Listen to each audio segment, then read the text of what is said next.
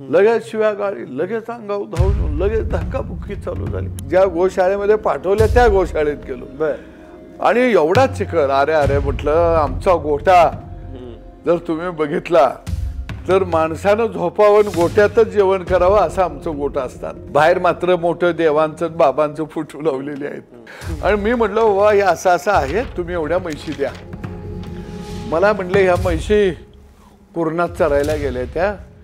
पर म्हशीला 500 रुपये दिवसाला खर्च, महिन्याला झालं 15,000. निकाल होऊन 4 महिने झाली ती. पर म्हशीला 60,000 रुपये इथं भरा, मग तुमच्या म्हशी दाखवतो. आणि 60,000 रुपये भरले होते दाखवणार म्हणजे आमचं 60,000 घेणार आणि 8-10 हजाराची आपलं रुडकी मसरं आणणार म्हणणार हीच तुमची होती. आणि थोड्या वेळामध्ये लगेच 5-6 पोरं आली, लगेच शिव्या गाळी, लगेच अंगावर धावून, लगेच धक्काबुक्की चालू झाली. तिथं धक्काबुक्की केली तुम्हाला? कार्यकर्त्यांना केली, कार्यकर्त्यांनी मला कडक केलं की. पण चर्चा अशी सुद्धा आहे की तुम्हाला पण धक्काबुक्की केली. म्हणजे त्या उद्देशानं झाली. भगवानचं नाव घेते ती, नाव बी भारी घेते, मी घेणार नाही. आता तुम्ही दयाळ पाहिजे होता, तुम्ही तर अरे गुंडासारखं वागायला लागलं. मग माझ्या लक्षात आलं की हे क्षेत्र व्यापक बनलेलं आहे.